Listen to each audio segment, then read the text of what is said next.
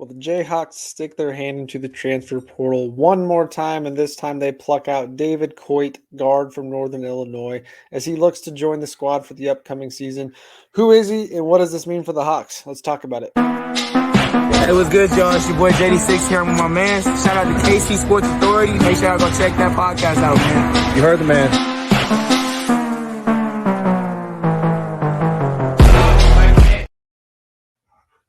And welcome into another episode of the KC Sports Authority podcast. I'm your host, Keegan Russell, and tonight we're talking about the latest addition in the transfer portal that the Jayhawks have picked up in guard David Coit out of Northern Illinois. We're going to talk a little bit about who he is, what he means for the team, and what that kind of looks like. First up, though, thank you for all of our listeners out there. If you've been trucking along with us here on YouTube, thank you so much. Make sure you hit that like and subscribe button below.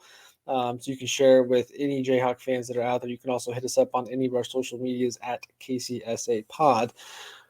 Well, Jayhawks do land transfer guard David Coit, 5'11", 175-pound guard out of Northern Illinois. And as some people like to say, the rich get even richer.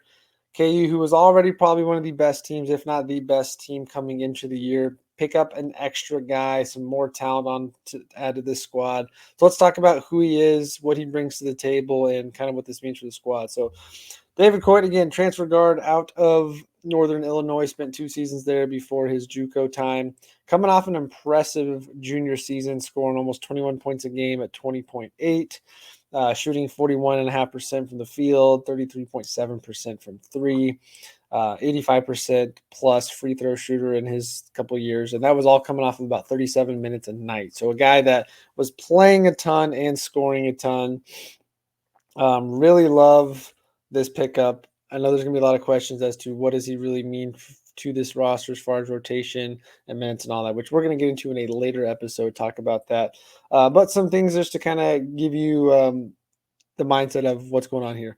So he becomes the 13th scholarship for this upcoming season. We know with the ramifications from the NCAA case that KU needs to give up one more scholarship this year or next year. So obviously that's not going to happen this year with this being 13. However, there are some latest developments that we could talk about in another episode too that could lead to the Hawks not having to sacrifice that many scholarships, as next year it's possible that the scholarship count goes from 13 to 15. But again, we'll talk about that on another day. But he does choose Kansas over teams like TCU, Villanova, Utah, Arkansas, and even Texas A&M.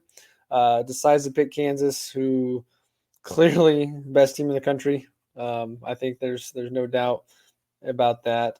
But picks them over a lot of other teams that he might have gotten more playing time at, because that's going to be the big question, is how much playing time does he really get here? But who is he? He's a scorer. He's a bucket getter.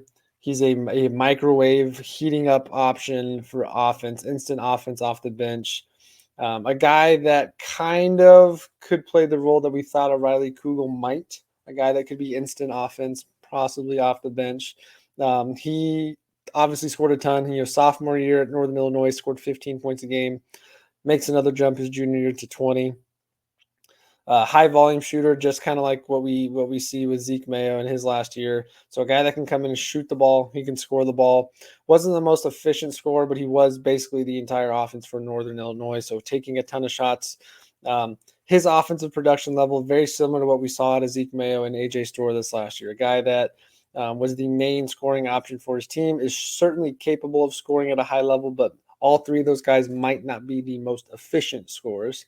Now, we have talked, though, bringing them to Kansas, they're not going to have to be the guy anymore, so that efficiency should definitely pick up. But love this addition so far with David Coit. Again, when he let's talk about his scoring options here. He had a total of 16 games this last season with 20 or more points. 4 of those, 30 points or more. Impressive. That's a lot of scoring right there. 3-pointers, how about that? He had 18 games this last year where he shot and made at least 3+ made 3. So he's a guy that shoots it at a high volume. Didn't shoot the most efficiently percentage-wise, but 33.5% would have been pretty solid on this team last year still. And he's a guy that can come in and definitely give you a punch there. Big bucket getter. Now let's talk about a little bit about what does he really bring to this Kansas squad. And I think there's really four things. Obviously, the scoring is going to be legit. He's a guy that has upticked his scoring the last 2 years. The question is going to be, how does that translate to a stronger competition? Still a Division I team playing for Northern Illinois, but the MAC isn't the strongest of basketball conferences. So is his offense going to translate? I think so, because he's not coming in to be the guy. He's a guy that is coming in to use his offensive capabilities to make a jump and be instant offense for. So he's going to bring a massive scoring punch for sure. At a position of need, a guard, a scoring guard. We've talked plenty of times before that when it comes down to March Madness, guards are what win in March, and you need guards that can score the ball, and this is one of those guys. So definitely big scoring punch there. He's also going to bring shooting, just like we mentioned. Shooting north of 30% from three on high volume, a guy that should probably see an uptick this year in percentage-wise, so 33 could be 35, 36, 37. Definitely going to be a big advantage there. Again, we know this was something we struggled with last year, is who was going to hit the knockdown open three outside of Johnny Furphy, and Furphy struggled. Now the Hawks, with the additions of obviously Rylan Griffin and Zeke Mayo, two guys that can really shoot the ball from three, you get a third guard here that can definitely shoot the ball from three as well. So you feel much more confident going into this season now that you've got three guys that all three of them would have completely outshot everybody on this roster last year. So a third guy who's probably coming off the bench to be an elite shooter. Third thing you get, a little bit of ball handling. Obviously, he is a primary guard. We've seen a little bit in what has been sent out so far that he can play the point guard role. He can play off ball. That Bill Self talked with him about being a combo guard. But he is another guy that can be a ball handler. Again, last year, what was one of the big struggles? There was really no other true point guard outside of DeJuan Harris. Elmarco struggled, didn't get a lot of playing time. Outside of that, Kevin McCullough was really your third ball handler. This year, Elmarco's hurt, of course. Coming into the year, there really wasn't another point guard option necessarily. They go pick up transfer Noah Shelby, who's probably going to be redshirting, and he was going to be a walk-on anyway. You add Zeke Mayo as a ball handler, combo guard. Obviously, the addition of Shaq Moore fulfills that role. But now you get a third guy who's got that point guard background experience. So now you got four guys on this team that can play legitimate point guard minutes and be a ball handler and facilitator. So love that there. Can't go wrong there. And of course, the fourth thing is depth. And depth probably really sums up all of this right here. Depth in many, many ways. Point guard depth, backup guard depth, experience depth, scoring punch off the bench depth, shooting off the bench depth. All that we lacked last year. So this is a guy that, who knows where he gets in as far as the rotation goes, 8, 9, 10, somewhere in there. But a guy who gives you depth at multiple positions of need from the guard position. So absolutely love that. I think this is going to be a great pickup. Again, we're going to talk probably next week more about the actual fit and minutes and projections and lineups now that we've got this latest addition. But he's a guy who's going to check off a lot of boxes for you, and one I think KU fans will feel very confident with his abilities. But what does that mean for the rest of Kansas? Obviously, minutes are going to be what's going to be the question. Who is he going to take minutes from? Who does he play over? Who is he competing with? My early thoughts there, obviously, I think his biggest competition is Shaquille Moore at that backup point guard spot. I don't think he's one that you're going to play alongside DeJuan necessarily with their skill sets. I don't know if you're going to see a lot of that combo on the court, but maybe he's a guy you play along with Zeke Mayo and you have a lot more offensive punch. Two guys that can distribute the ball, shoot lights out, pair them up with Rylan Griffin. You got three guys that can hit from three anywhere. So maybe he eats into Shaq's minutes. Maybe he eats into DeJuan's minutes a little bit. We'll talk about that next week. I'm starting to think that maybe it's possible we see DeJuan play less than 30 minutes a game with this type of addition.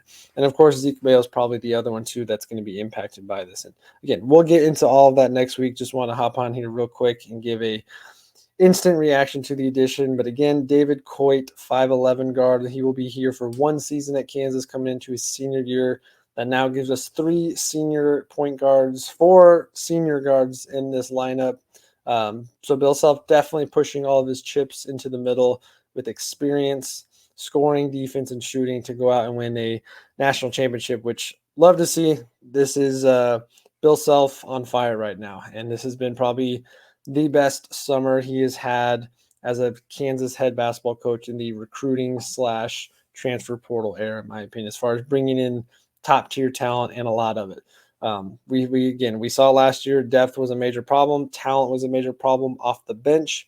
This year, you feel like this team's pretty loaded, and Bill Self had no problem adding more talent. Even when we thought the lineup was already stacked, goes out and gets the transfer addition of Shaq Moore to fulfill a bench role need there.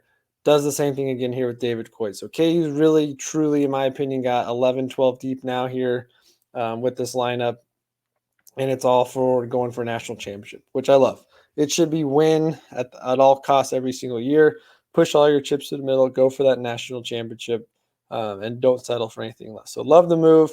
Again, we will pick up some more on this next week with JB and Spencer. We'll talk more about the actual fit on the team, especially as we hear a little bit more from Self over the next week in Kansas basketball. Talk about the addition, and then we'll get into some more of that because they also have boot camp coming up and preseason stuff. So, I mean, I know it's August, but we're 2 months away from late night, which means basketball is right around the corner, and KU has quite the squad. So that'll wrap it up for this one. Again, thank you for checking us out. If you've been watching us over here on YouTube, again, hit that like and subscribe button below so other Jayhawk fans like yourselves can find the podcast. You can also listen to us on Spotify on the go, and you can check us out over on any of our social medias at KCSA Pod. All right, that'll wrap it up for this one. Thank you guys for joining us, and as always, rock chalk, and we'll catch you in the next episode.